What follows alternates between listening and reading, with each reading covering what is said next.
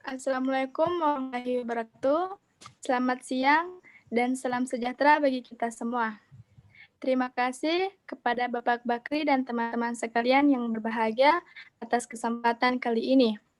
Puji syukur kita panjatkan kehadirat Tuhan sehingga kita masih diberi kesehatan dan kesempatan untuk belajar bersama pada hari ini.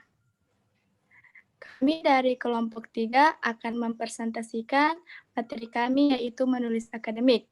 Sebelumnya, perkenalkan saya Reski Miranda, berlaku sebagai moderator pada hari ini. Dan adapun teman kelompok saya yaitu Azza Ulfadia Ashar, Angela Astri Rumpah, Stefiani Layuk Lembang, Nur Fatia, Nur Faiza J, dan Muhammad Ihsan. Untuk mengefisienkan waktu, saya persilahkan kepada pemateri pertama untuk memaparkan materinya. Materi pertama akan dibawakan oleh rekan saya, Azza Ulfadia Ashar, dan saya persilahkan. Baik, terima kasih kepada moderator kami, yaitu Reski Miranda. Langsung saja masuk ke materi, yaitu langkah-langkah menulis akademik. Langkah-langkah menulis akademik, langkah yang pertama yaitu mengumpulkan bahan. Hampir semua penulis mengumpulkan segala sesuatu yang mereka perlukan berupa data, informasi, bacaan sebelum memulai menulis. Langkah yang kedua yaitu menentukan tujuan dan bentuk. Untuk menentukan tujuan dan bentuk yang dipilih sering ditentukan oleh situasi. Misalnya dalam membuat laporan penelitian, format dan tujuan laporan mungkin sudah ditentukan oleh sponsor pemberi dana penelitian. Langkah yang selanjutnya yaitu menentukan pembaca. Untuk menentukan pembaca yang berbeda akan memerlukan bacaan yang berbeda pula. Oleh karena itu, penulis mengetahui keadaan pembaca sebaik-baiknya. Penulis perlu mengetahui apa yang diinginkan juga dan perlu apa yang diperlukan atau yang diharapkan oleh pembaca. Kemudian menulis makalah atau kertas kerja. Menulis makalah merupakan tahap lanjut dari kegiatan menulis artikel ilmiah. Berikut ini akan disajikan pengertian makalah, jenis makalah, sistematika makalah, dan teknik menulis makalah. Nah, pengertian makalah. Makalah adalah karya tulis ilmiah mengenai suatu topik tertentu yang tercakup dalam ruang lingkup suatu perkuliahan atau yang berkaitan dengan tema seminar, simposium, diskusi, atau kegiatan ilmiah lainnya. Kemudian jenis makalah. Secara umum, baik dalam kegiatan akademik maupun non-akademik, dikenal dua jenis makalah, yaitu makalah biasa atau common paper dan makalah posisi atau position paper. Kemudian materi selanjutnya akan dilanjutkan oleh rekan saya, Angela. Kepada Angela, saya persilahkan. Baik, yang pertama adalah menulis. Dalam penulisan ilmiah, karena kompleksnya isi dan adanya batas waktu yang sudah pasti, lebih baik menulis seawal mungkin. Lebih-lebih, penulis sudah mempersiapkan bahan sebagai bahan dasar penulisan, dan paling akhir sedikit menyusun draft untuk mencapai hasil akhir. Yang selanjutnya, merefleksikan. Teknik yang sering digunakan oleh penulis karangan ilmiah sebelum merangkum karangannya. Mereka merefleksikan apa yang sudah mereka tulis. Kesempatan ini memungkinkan penulis memperoleh perspektif yang segar tentang kata-kata yang pada mulanya tampak sangat betul tetapi kemudian terasa salah. Yang selanjutnya, merevisi. Revisi atau perbaikan dan penyempurnaan tulisan yang dilakukan secara berhati-hati dan seksama dapat menghasilkan tulisan yang jelas, terarah, terfokus, dan sesuai dengan keinginan penulis dan pembacanya. Ada pula sistematika makalah.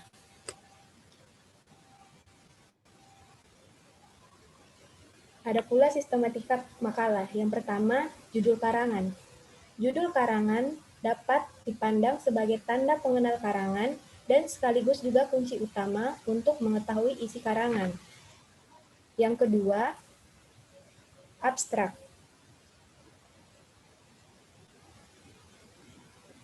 Abstrak atau ringkasan biasanya berisi intisari keseluruhan tulisan. Yang ketiga, pendahuluan. Bagian pendahuluan terdiri atas latar belakang masalah yang disusun dalam alur pikir yang logis. Yang keempat, pembahasan. Bagian ini merupakan inti makalah. Pada bagian ini, hendaknya dikemukakan deskripsi tentang subjek studi, analisis permasalahan, dan solusi pemecahannya. Yang kelima, simpulan. Secara umum, simpulan berasal dari hasil seluruh pembahasan dan setidak-tidaknya berisi jawaban atas semua permasalahan yang dikemukakan dalam pendahuluan. Dan yang keenam atau yang terakhir, ada daftar pustaka. Bagian ini memuat pustaka atau rujukan yang diacu dalam makalah. Selanjutnya akan dijelaskan oleh teman saya, Stevi Lembang. Baik, di sini saya akan menjelaskan praktik menulis makalah.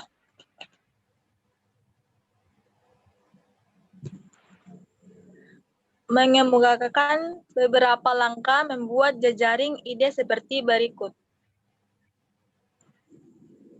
Yang pertama itu ialah sebelum menulis, siapkan kertas dan alat tulis. Berikutnya, batasi maksimal 5 ide pokok. Yang berikutnya, tulis ide pokok singkat. Selanjutnya itu, hubungkan lingkaran itu dengan garis arah atau arah yang sesuai dengan pemikiran Anda. Dan terakhir itu, gunakan untuk tujuan hubungan tidak langsung visualisasi. Ini sungguh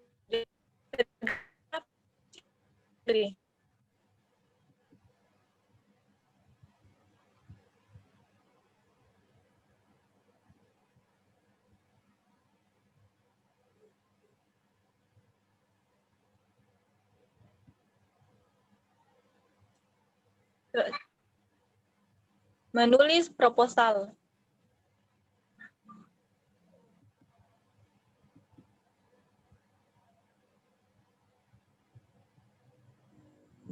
Kata proposal dalam Kamus Bahasa Indonesia diartikan sebagai rencana yang dituangkan dalam bentuk rancangan kerja. Dalam bahasan ini, usulan itu difokuskan pada proposal penelitian yang merupakan salah satu langkah konkret pada tahap awal penelitian. Pemateri selanjutnya saya sediakan Saudara Nur Fathia. Baik, langsung saja. Sebagai suatu proses penelitian, memerlukan tahapan-tahapan tertentu yang disebut sebagai siklus.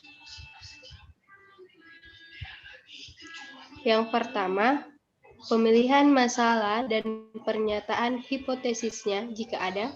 Kedua, pembuatan desain penelitian. Ketiga, pengumpulan data. Keempat, pembuatan kode atau analisis data. Kelima, interpretasi hasilnya. Maria S.W. Sumarjono, 1997, 1-2. Adapun usulan penelitian pada umumnya memuat: yang pertama, judul. Kedua, latar belakang. Ketiga, tujuan penelitian. Keempat, tujuan pustaka. Kelima, landasan teori. Keenam, hipotesis. Ketujuh, metode penelitian. Kedelapan, jadwal kegiatan. Kesembilan, daftar pustaka. Materi selanjutnya akan dibawakan oleh Muhammad Iksan. Dipersilahkan. Baik, langsung saja. 1. Judul penelitian. Hendaknya dibuat singkat, jelas, menunjukkan dengan tepat masalah yang akan diteliti, dan tidak memberi peluang bagi penafsiran atau interpretasi yang bermacam-macam. 2. Latar belakang. Berisi permasalahan, manfaat penelitian, dan keaslian penelitian.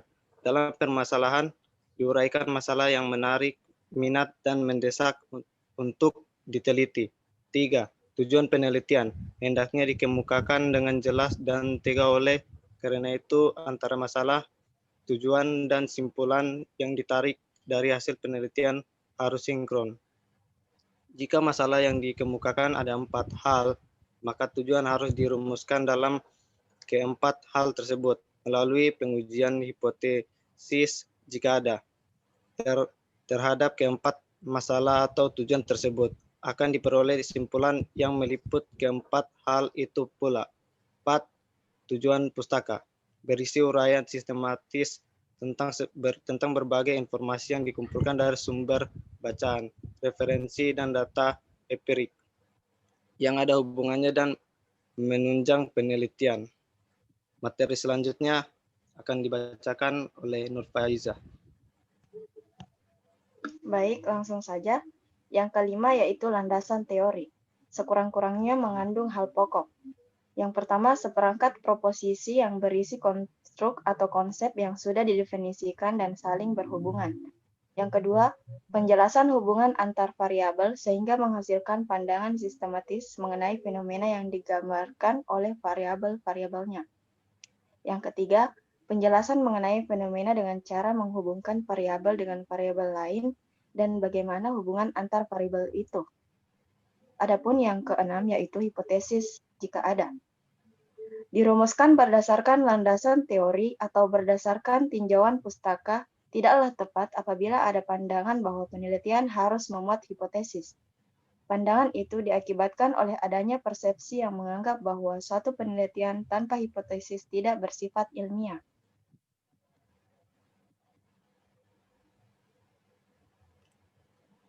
Yang ketujuh, metode penelitian.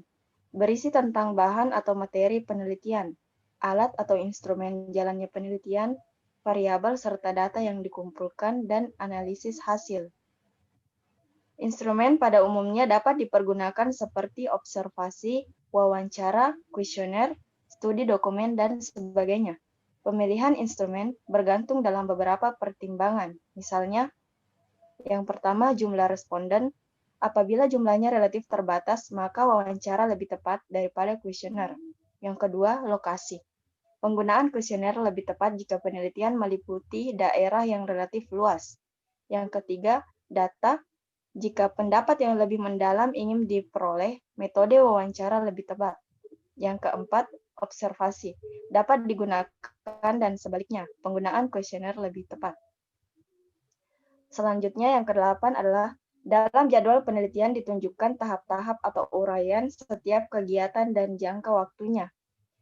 Yang kesembilan, daftar pustaka dapat disusun menurut aturan yang lazim yang dapat diperoleh dari berbagai sumber.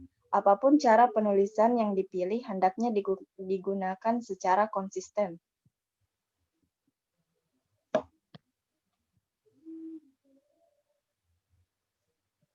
Baik, itulah materi dari kami. Sekian dan